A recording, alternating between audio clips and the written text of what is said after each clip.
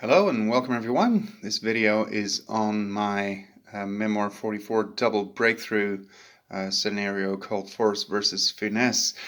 And this one is about the German options at setup on the left board. So the scenario consists of two breakthrough boards side by side, and this is the left one that you can see here. And of course a lot depends on which cards you get, but the Germans get 6 cards per board, so there should usually be a couple of good cards in there. So which options do they have? Well, first of all, one option that's probably always a good one, and you really want to make the first turn count, I suppose, is the general advance option.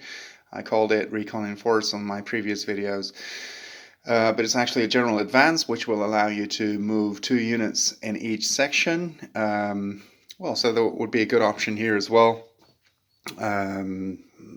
You could move the tank up a little bit and attack this one. Same for the infantry, although you might have trouble getting them both to fire at this one. So actually might be a bit of a waste of a card too at this particular option moment. Here it definitely, here you would actually want to move more than 2 units. So actually all units for the Germans on the left side, I mean the way we're looking at it now is the right side, but the left side, because the German player would be sitting on the other side of the board, that would actually be a good card for them as well, because the biggest threat is definitely over here, the biggest Russian threat that can really break up the German attack on that side of the board. So actually that's a pretty good option too, maybe even better than 2 in each section. So that's probably a very good one. Probably the one they would want to play.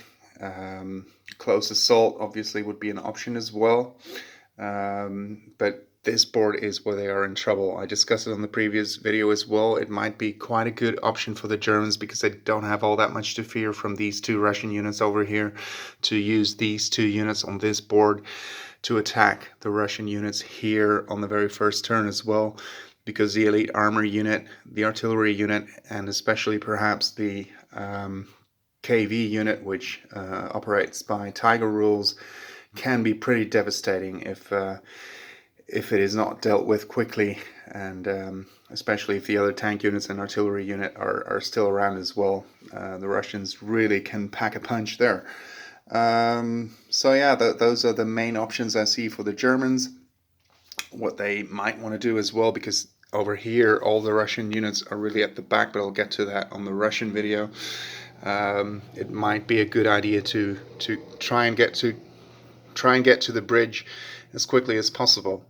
So so those are the options I see for the German player on the left-hand board. Now let me see if you see any other options perhaps, or if you think I'm mistaken. Let me know in the comments and I'll get back to you. Thank you for watching.